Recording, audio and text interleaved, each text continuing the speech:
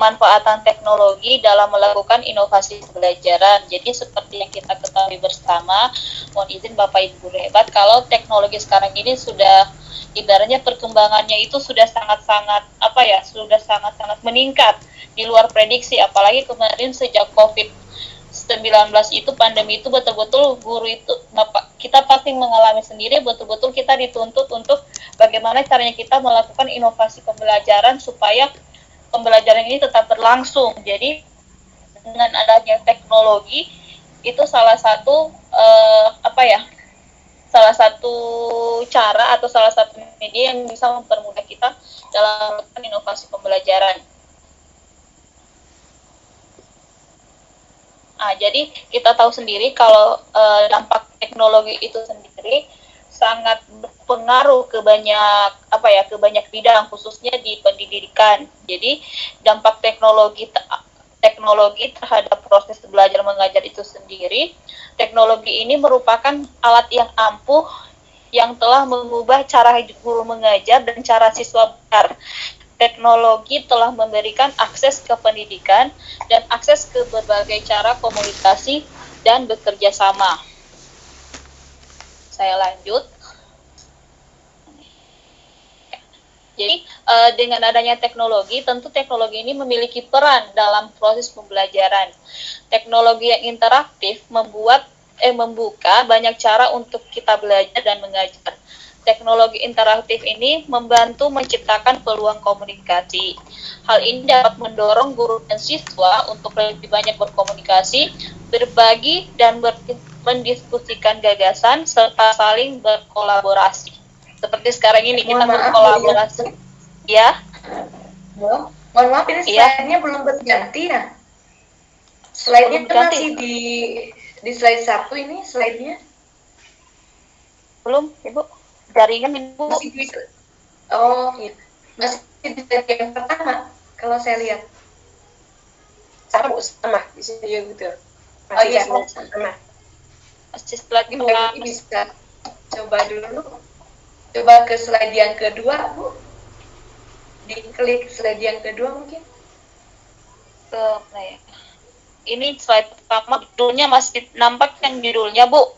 Iya, masih. Betul. Ini slide kedua. Nah, tapi masih slide pertama terus, Bu. Oh, kalau gitu saya nggak usah kayaknya nggak usah di slide show, mungkin di aja. Iya, maaf di sini belum slide show ini, Bu. Nah, ini sudah berubah nih. Ini sudah slide kedua nih. Oh iya, siap. Oke. Oh ini, ya. Ini slide kedua kan, Bu? Ya. Ya. Mohon maaf Ibu, Bapak guru hebat. Ya, silakan lanjutkan, Bu. Ya. Jadi seperti yang saya bilang tadi, kalau dampak teknologi ini memiliki dampak pada proses belajar mengajar. Jadi teknologi ini merupakan alat yang ampuh yang telah mengubah cara guru mengajar dan cara siswa belajar. Teknologi telah memberikan akses ke pendidik dan akses ke berbagai cara komunikasi dan bekerja sama.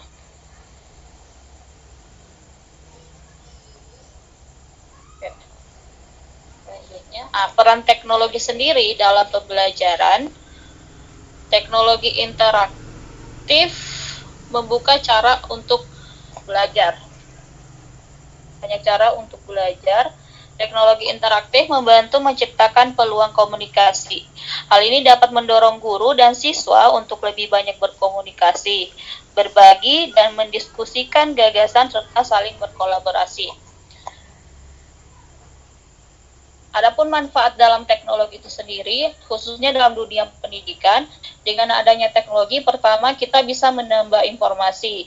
Jadi bagaimana maksudnya pemanfaatan teknologi dalam melakukan inovasi pembelajaran. Jadi seperti yang kita ketahui bersama, mohon izin Bapak Ibu guru hebat, kalau teknologi sekarang ini sudah ibaratnya perkembangannya itu sudah sangat-sangat sudah sangat-sangat meningkat di luar prediksi, apalagi kemarin sejak COVID-19 itu, pandemi itu, betul-betul guru itu kita pasti mengalami sendiri, betul-betul kita dituntut untuk bagaimana caranya kita melakukan inovasi pembelajaran supaya pembelajaran ini tetap berlangsung. Jadi dengan adanya teknologi itu salah satu salah satu cara atau salah satu media yang bisa mempermudah kita dalam melakukan inovasi pembelajaran. Jadi kita tahu sendiri kalau dampak teknologi itu sendiri sangat berpengaruh ke banyak bidang, khususnya di pendidikan. Jadi dampak teknologi terhadap proses belajar mengajar itu sendiri, teknologi ini merupakan alat yang ampuh yang telah mengubah cara guru mengajar dan cara siswa belajar. Teknologi telah memberikan akses ke pendidikan dan akses ke berbagai cara komunikasi dan bekerja sama. Saya lanjut. Jadi dengan adanya teknologi, tentu teknologi ini memiliki peran dalam proses pembelajaran. Teknologi yang interaktif membuka banyak cara untuk kita belajar dan mengajar. Teknologi interaktif ini membantu menciptakan peluang komunikasi. Hal ini dapat mendorong guru dan siswa untuk lebih banyak berkomunikasi, berbagi, dan mendiskusikan gagasan, serta saling berkolaborasi. Seperti sekarang ini kita berkolaborasi. Ya. Mohon maaf, ini slide-nya belum berganti ya? Slide-nya masih di slide 1 ini slide-nya? Belum, Ibu. Jaringan Ibu. Masih di, oh iya. Masih di slide yang pertama kalau saya lihat. Sama di sini juga gitu. Oh iya, sama. Masih slide ini bisa coba dulu. Coba ke slide yang kedua, Bu. Diklik slide yang kedua mungkin. Ini slide pertama, judulnya masih nampak yang judulnya, Bu? Iya, masih. Betul. Ini slide kedua. Nah, tapi masih slide pertama terus, Bu. Oh, kalau gitu saya nggak usah present kayaknya nggak usah di slide show mungkin. Di aja. Iya, maka di sini belum slide show ini, Bu. Nah, ini sudah berubah nih. Ini sudah slide kedua nih. Oh iya ya, siap. Oke. Oh ini. Ya. Ini slide kedua nih, Bu. Ya. Iya. Ya, mohon maaf Ibu, Bapak guru hebat. Ya, silakan lanjutkan, Bu. Ya. Jadi seperti yang saya bilang tadi, kalau dampak teknologi ini memiliki dampak pada proses belajar mengajar. Jadi teknologi ini merupakan alat yang ampuh yang telah mengubah cara guru mengajar dan cara siswa belajar. Teknologi telah memberikan akses ke pendidik dan akses ke berbagai cara komunikasi dan bekerja sama.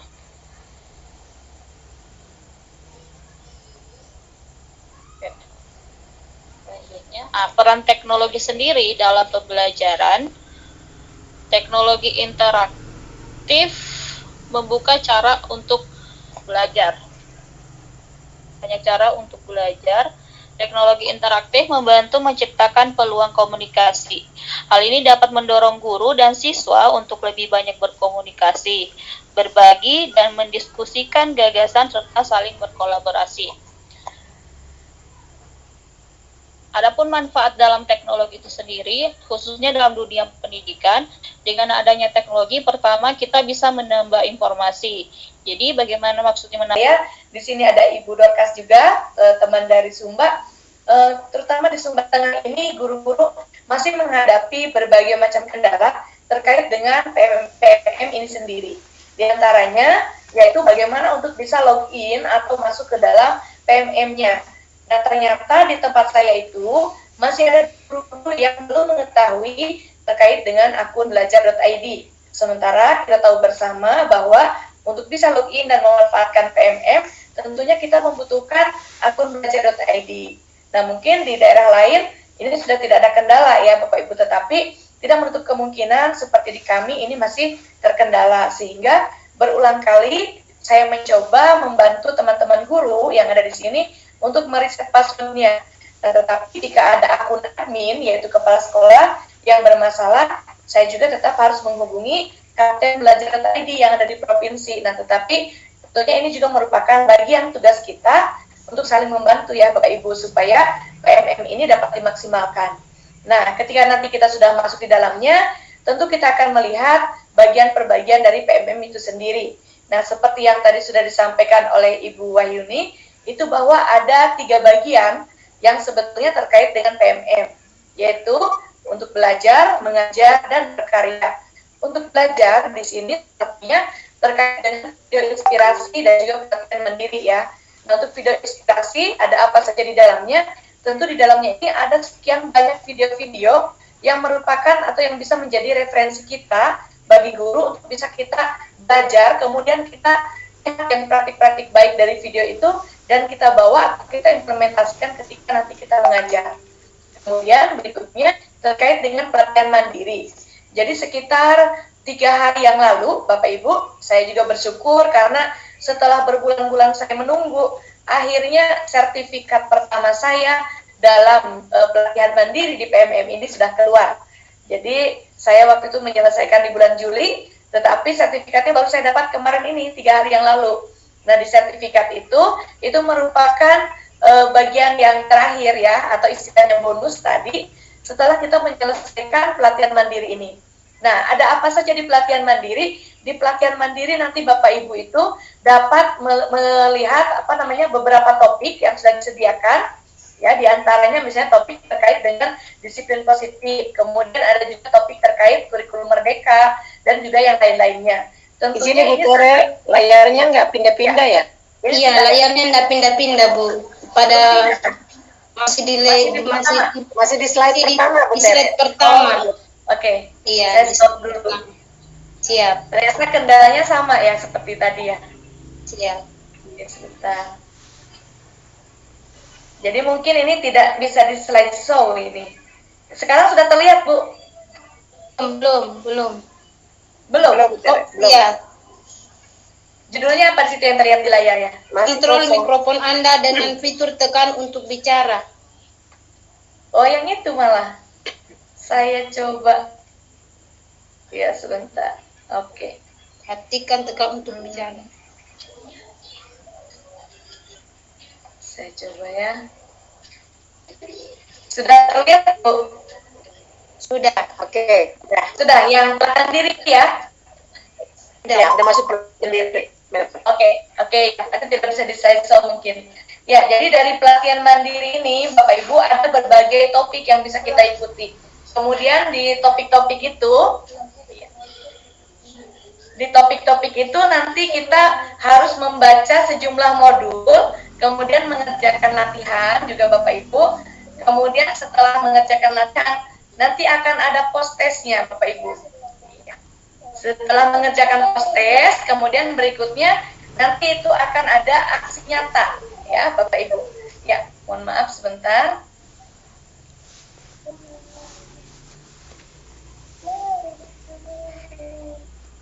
Ya, sebentar Bapak Ibu.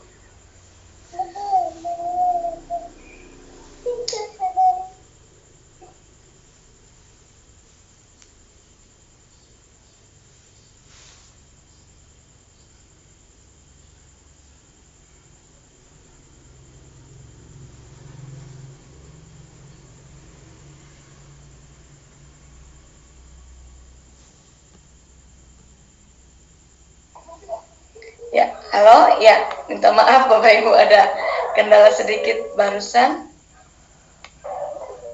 Oke, jadi untuk bisa mengakses pelatihan mandiri ini sendiri, caranya mudah ya. Nanti Bapak Ibu bisa melihat di bagian pelatihan mandiri, kemudian diklik di situ dan memilih berbagai macam topiknya, seperti yang saya jelaskan. Dan di bagian akhir itu nanti Bapak Ibu akan melihat seperti di tampilan itu ada yang centang-centang warna hijau.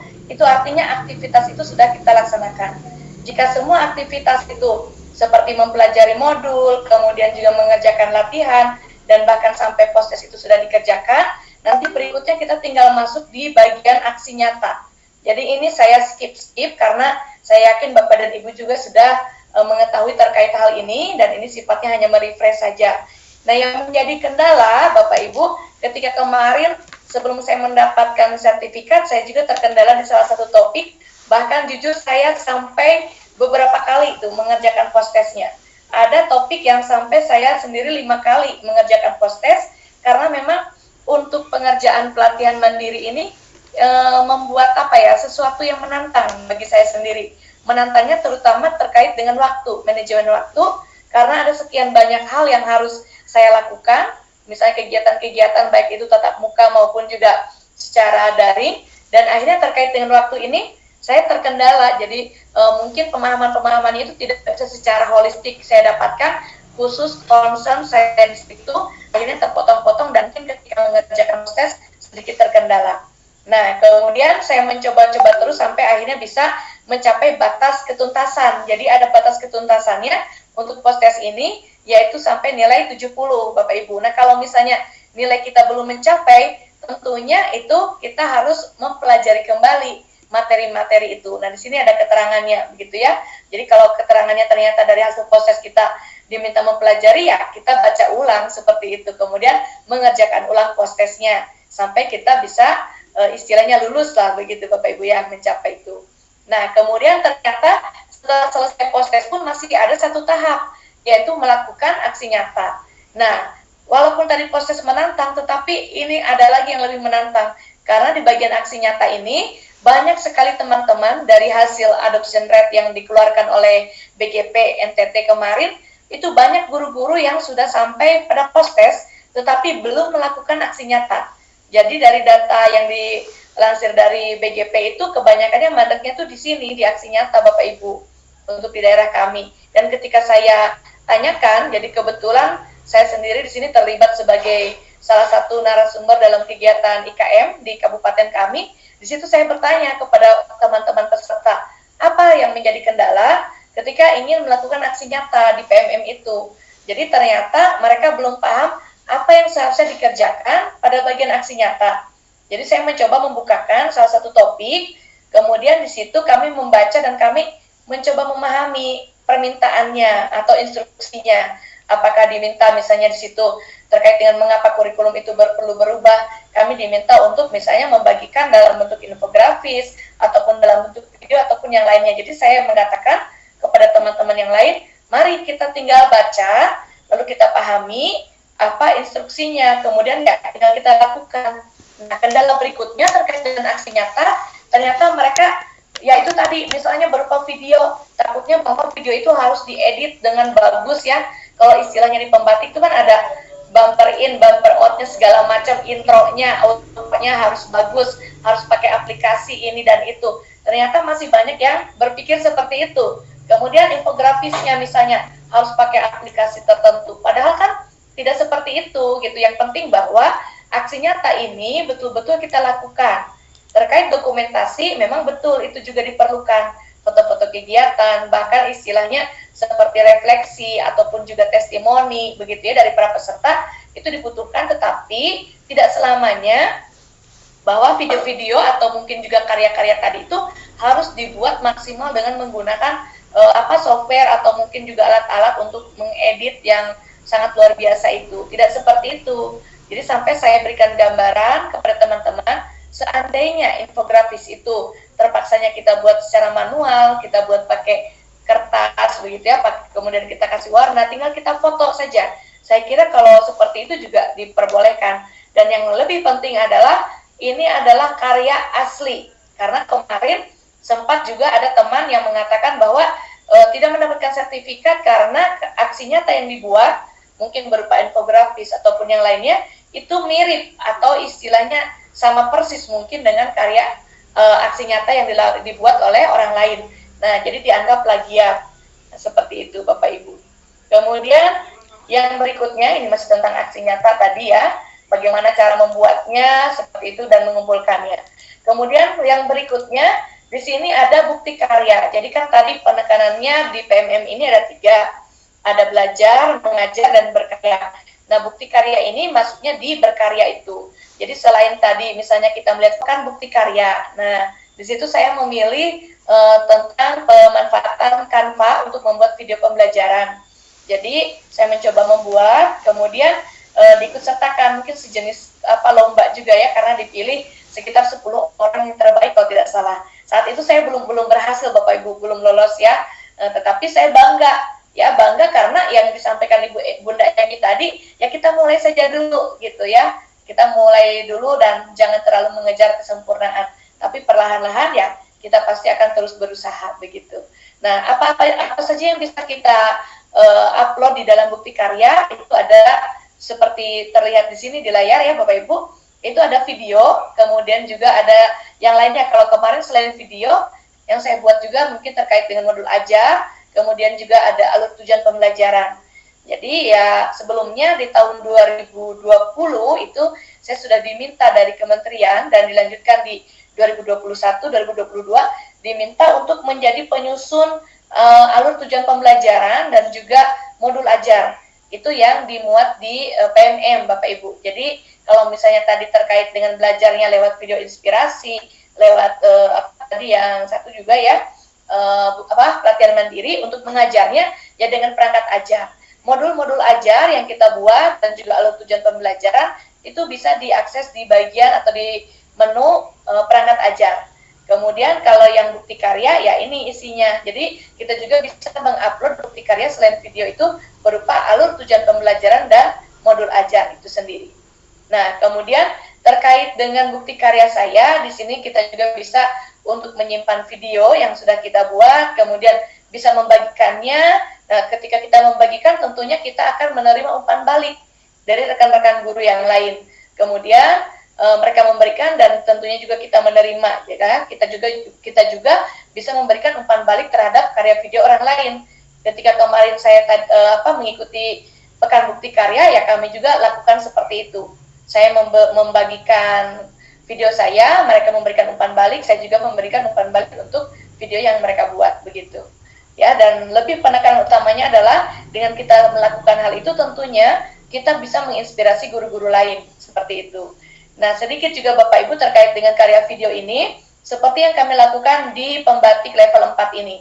Jadi pembatik ini adalah pembelajaran berbasis TIK, di mana untuk level sebelumnya kami sudah melakukan atau menerapkan terkait dengan model pembelajaran inovatif.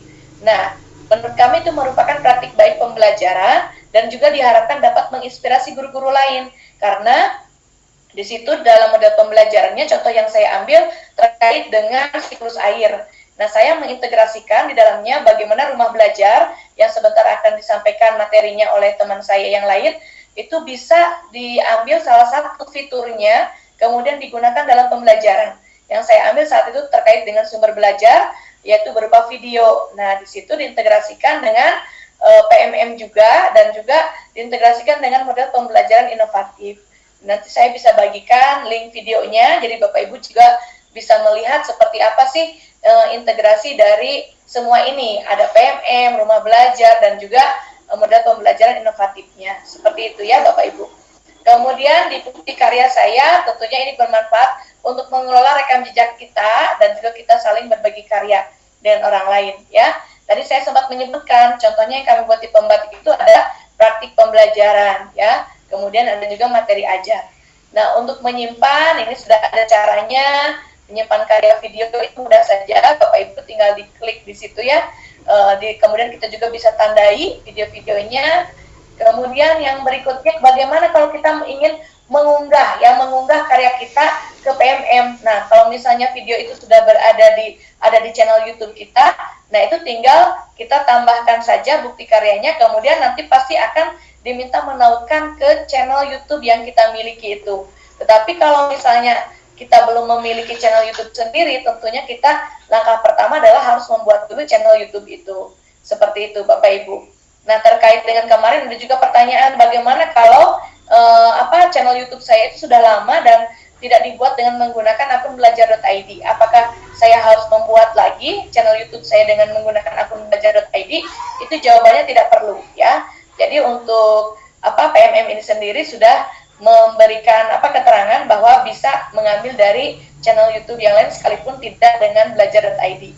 Nah, setelah mengupload tentunya kita bisa membagikan kepada rekan-rekan yang lain, tinggal diklik saja di situ ada tulisan bagikan karya, lalu memilih kanal komunikasi seperti WA dan lainnya. Jadi ini bagian untuk menerima umpan balik Bapak Ibu. Nah, yang menarik lagi, walaupun HP kita tidak sedang membuka PMM, ketika ada umpan balik yang masuk kepada kita, itu dia akan muncul di notifikasi di kepada kita, Bapak Ibu. Nah, ini bagaimana caranya memberikan umpan balik. Kalau tadi kan menerima ya, sekarang bagaimana kalau kita ingin memberikan umpan balik?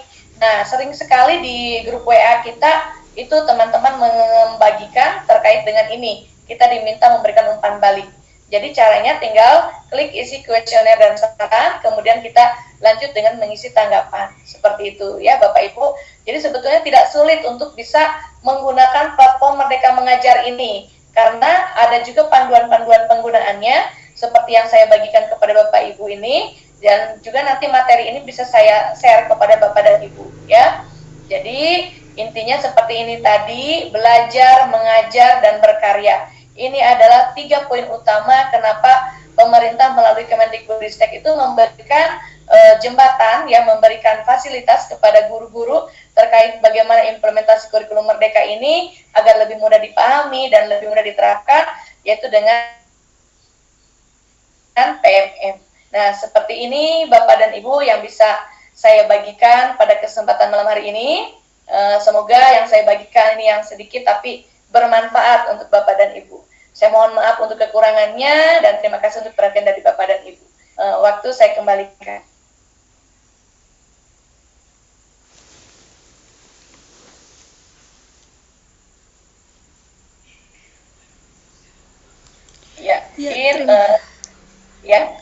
Terima kasih Bu Tere, luar biasa materinya mengenai platform Merdeka Mengajar ini.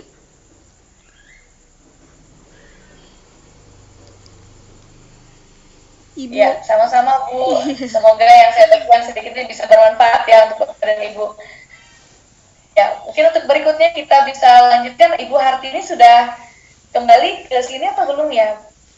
Belum Bu, kayaknya. Belum ya, oke. Kalau begitu silakan Ibu Tris bisa menyampaikan materinya. Terima kasih Ibu Tere. Saya lanjut lagi ke materi selanjutnya. Assalamualaikum warahmatullahi wabarakatuh. Selamat malam Bapak Ibu peserta webinar. Terima kasih sudah bergabung bersama kami untuk berbagi dan berkolaborasi dan sebentar saling berdiskusi untuk bagaimana mengintegrasikan TIK ke dalam pembelajaran kita di kelas. Saya mohon izin untuk share screen.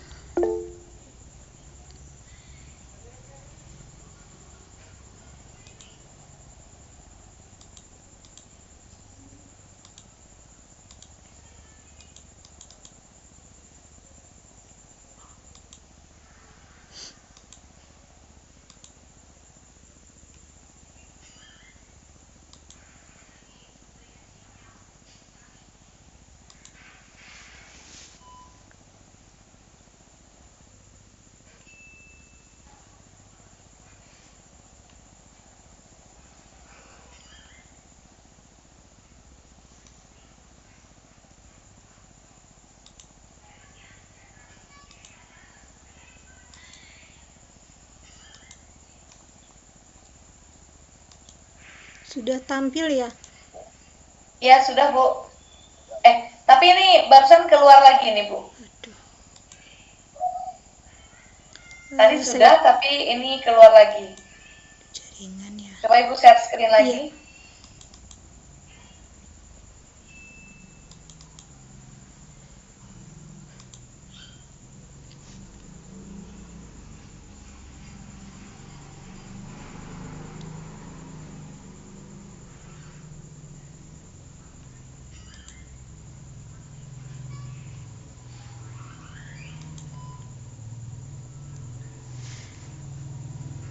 Ini kayaknya jaringan saya tidak bisa memutar ini, Ibu.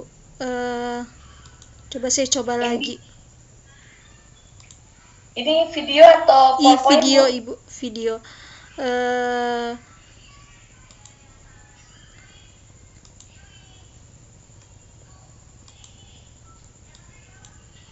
Baik Bapak Ibu, kayaknya saya langsung tidak menggunakan video, saya buka saja TV edukasi melalui tab. Siapa tahu tidak terlalu berat menggunakan.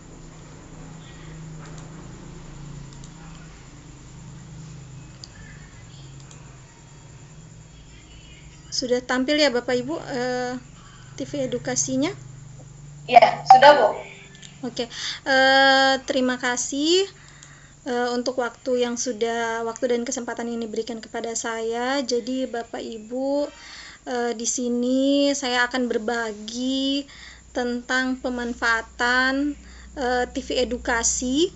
Jadi TV edukasi ini adalah salah satu produk dari Pusdatin, sama seperti portal Rumah Belajar dan platform Merdeka Mengajar.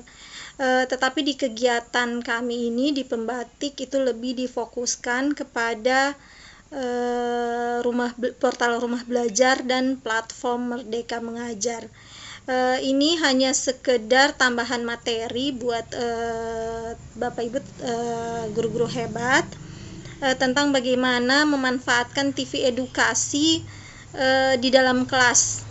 Jadi ini salah satu pengintegrasian TIK di dalam pembelajaran. Jadi saya jelaskan sedikit mengenai TV edukasi ini. Jadi TV edukasi ini Bapak Ibu bagaimana cara menerapkannya?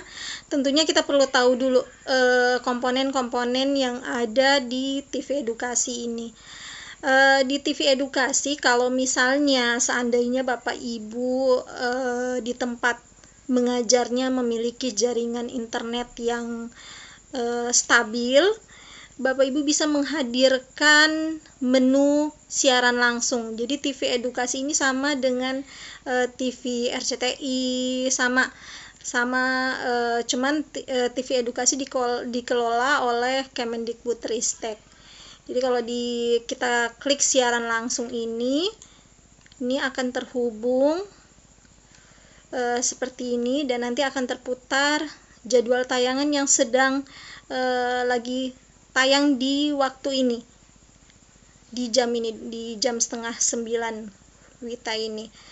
Nah, kalau misalnya Bapak Ibu tidak memiliki atau jaringannya agak sulit, di TV edukasi ini juga menyediakan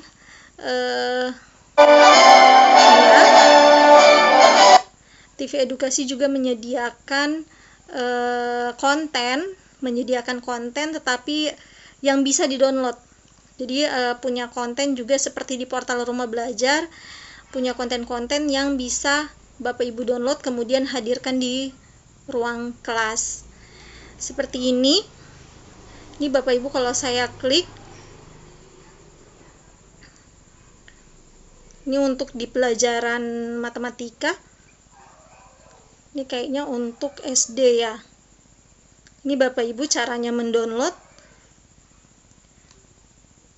Hampir sama dengan portal Rumah Belajar, cuman kalau di TV edukasi itu videonya lebih, jadi aturan untuk konten yang ada di TV edukasi berbeda dengan di portal Rumah Belajar. Ini cara mendownloadnya, kemudian dihadirkan di ruangan kelas. Nah, sekarang untuk cara menerapkannya di kelas bagaimana? Bapak Ibu, saya untuk TV edukasi ini baru 1 kali mencoba dihadirkan di kelas, itu pun saya download dulu, ada materinya mengenai bunyi. Materi bunyi itu saya download dulu, kemudian dihadirkan di ruang kelas, baru 1 kali menggunakan TV edukasi ini. Nanti Bapak Ibu ini yang di SD, guru-guru SD ini banyak sekali video-video yang disajikan di sini ini sangat menarik. Sama juga dengan di portal Rumah Belajar. Kalau di portal Rumah Belajar itu di konten sumber belajar itu terdapat video dan multimedia pembelajaran interaktif. Video-video pembelajaran di Rumah Belajar itu kontennya itu di guru yang membuat konten itu harus ditampilkan Tapi kalau di video edukasi ini hanya berupa materi. Kemudian cara mengintegrasikannya. Oh iya. Jadi Bapak Ibu ini TV edukasi Bapak Ibu bisa jadikan media media dalam pembelajaran inovatif Bapak Ibu.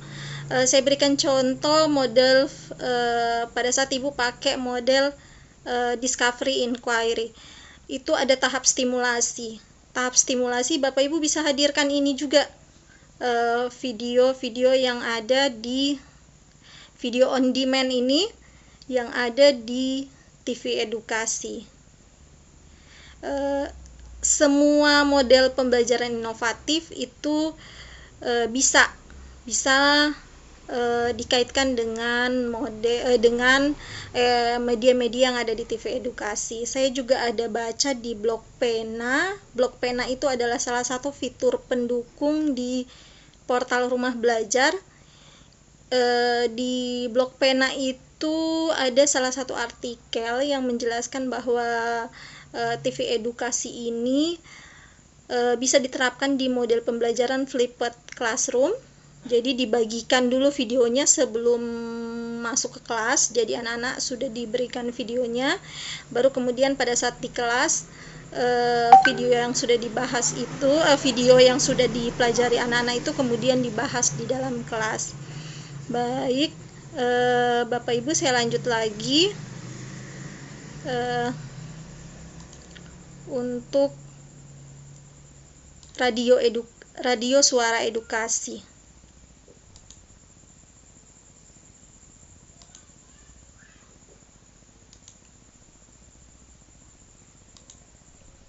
Saya coba lagi.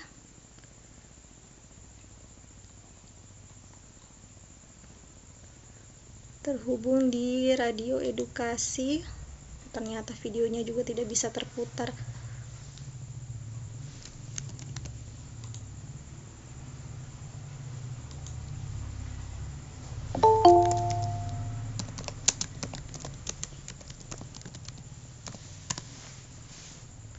Ya Bapak Ibu, tidak bisa terputar, jadi saya buka dulu di tab-nya.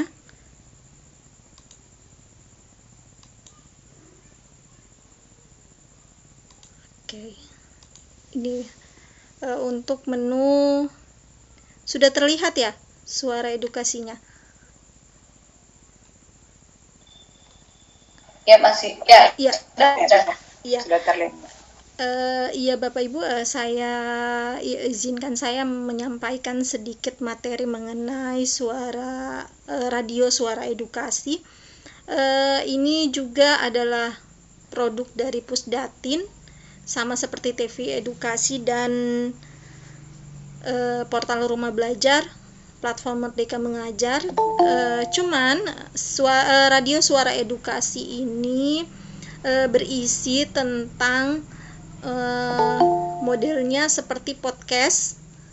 Ada podcast yang podcastnya ini berisi pembelajaran ya, cuman dibuat dalam bentuk podcast dan berupa audio. Jadi kalau di portal Rumah Belajar video, di TV edukasi juga ada video.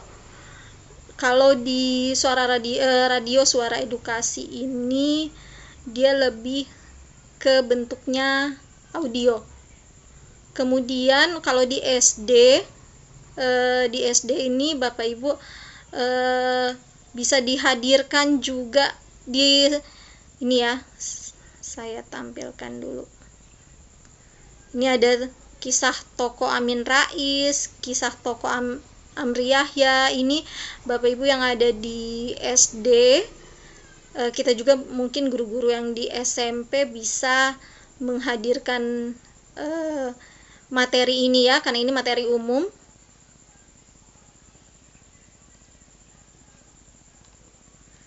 Kemudian ini ada artikel-artikel juga di radio edukasi ini. Jadi Bapak Ibu silahkan mengeksplor TV edukasi, radio suara edukasi supaya supaya kita menjadi guru yang sesuai dengan zaman. Jadi jangan sampai Bapak Ibu semakin berganti platform, terus sekarang ditekankan untuk merdeka mengajar, merdeka belajar. Inilah yang nanti Bapak Ibu dan saya juga yang harus saya lakukan nanti ketika di dalam kelas, memanfaatkan teknologi di dalam kelas. Jangan sampai anak-anak kita itu tidak paham atau menyentuh laptop saja takut, atau menyentuh menggunakan portal-portal seperti ini tidak terbiasa. Saya rasa cukup materi saya, Ibu host, Ibu Tere.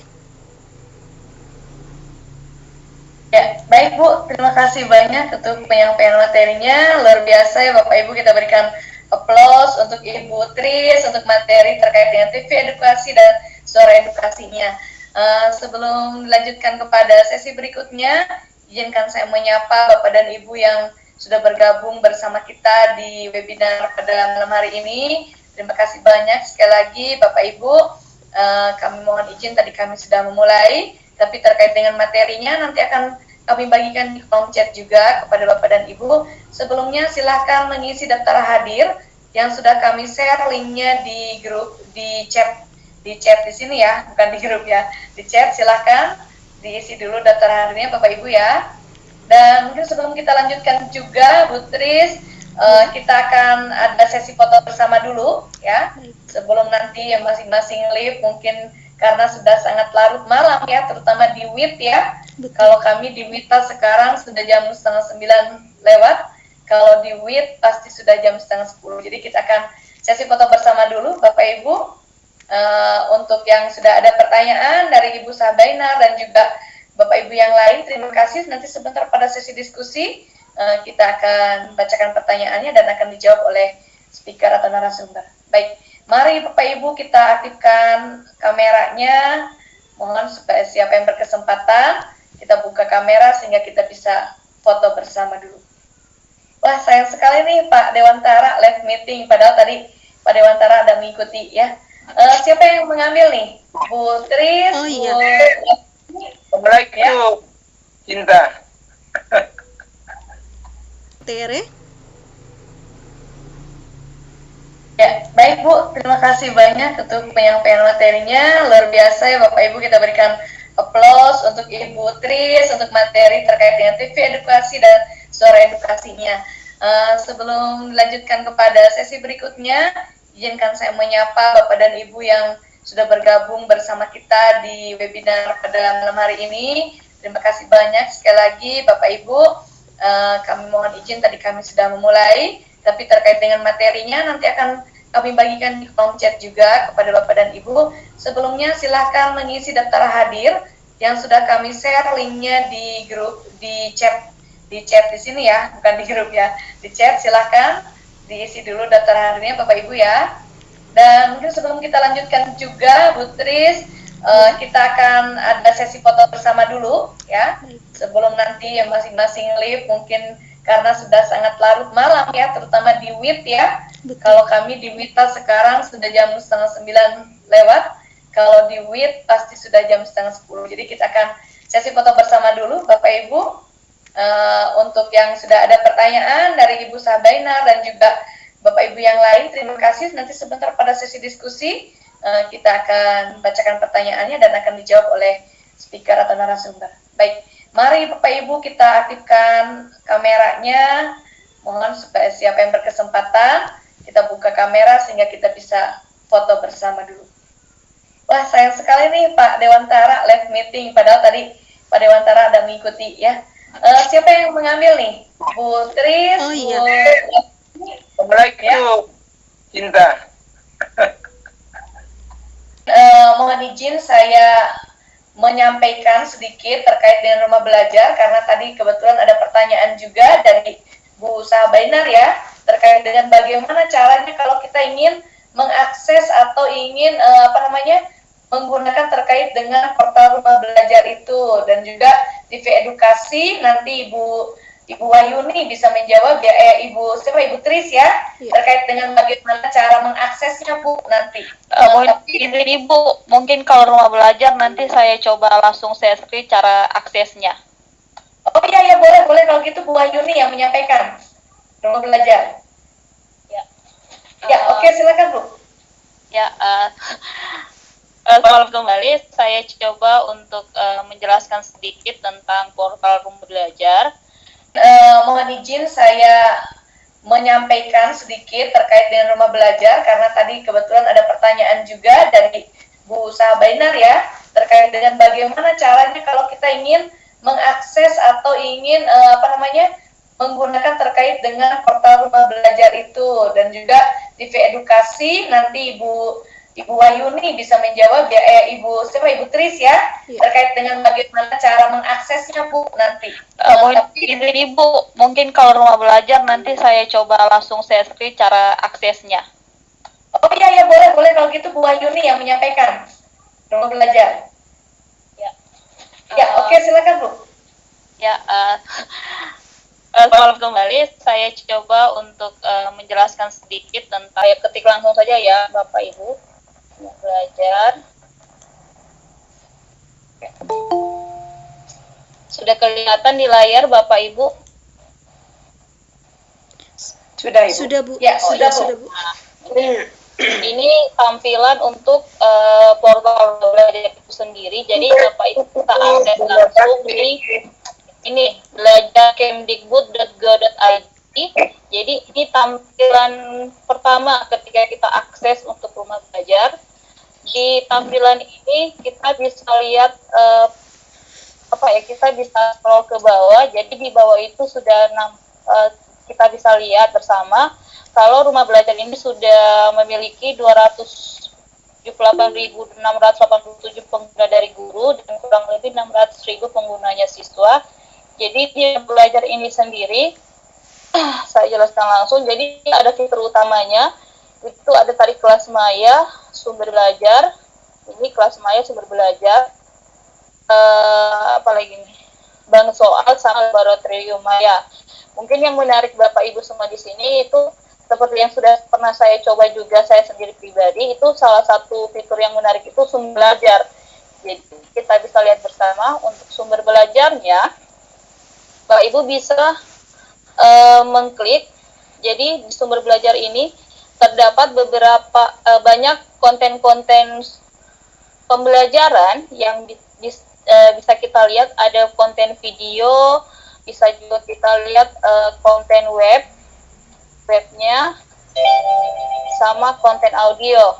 Izinkan juga saya share salah satu sumber belajar yang saya coba buat kemarin untuk tugas pembatik ini. Ini salah satu MPI yang saya coba buat. Jadi karena saya mata pelajaran bahasa Inggris, jadi ini salah satu media interaktif yang saya coba buat.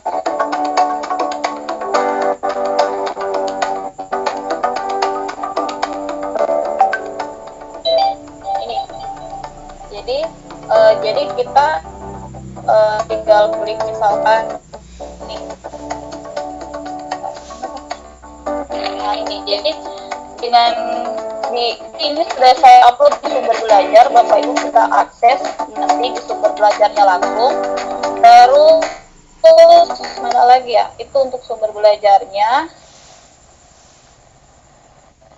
Saya kembali lagi ke portal rumah belajar ya, ini.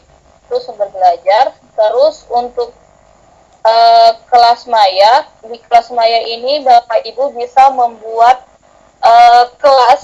ruangan kelas maya. Jadi di kelas maya ini Bapak Ibu bisa membuat misalkan kelas kayak di sini ada kelas simulasi dan komunikasi digital 10 TK1. Jadi di kelas maya ini terdapat beragam fitur yang kita manfaatkan seperti materi yang ingin kita upload. Kita bisa upload materi kita di sini. ada forum diskusinya, juga ada informasi kelasnya. Itu untuk kelas maya. Terus untuk bank soal, nah, di sini juga ada bank soal. Untuk bank soal itu sendiri, Bapak Ibu bisa pendukungnya. Di rumah belajar itu sendiri ada fitur pendukung peta budaya, buku sekolah itu elektronik, wahana jelajah angkasa, karya Badan Sastra, pengembangan keprofesian berkelanjutan, blok pena tadi sudah sempat disinggung tadi sama Ibu Trismawati, ada edu game, sama augmented reality. Untuk mengaksesnya, jika langsung saja saya kasih tahu bagaimana cara mengaksesnya. Bapak Ibu kan bisa tinggal buka sini, terus kemudian untuk loginnya, kita bisa login menggunakan, kalau Bapak Ibu sudah punya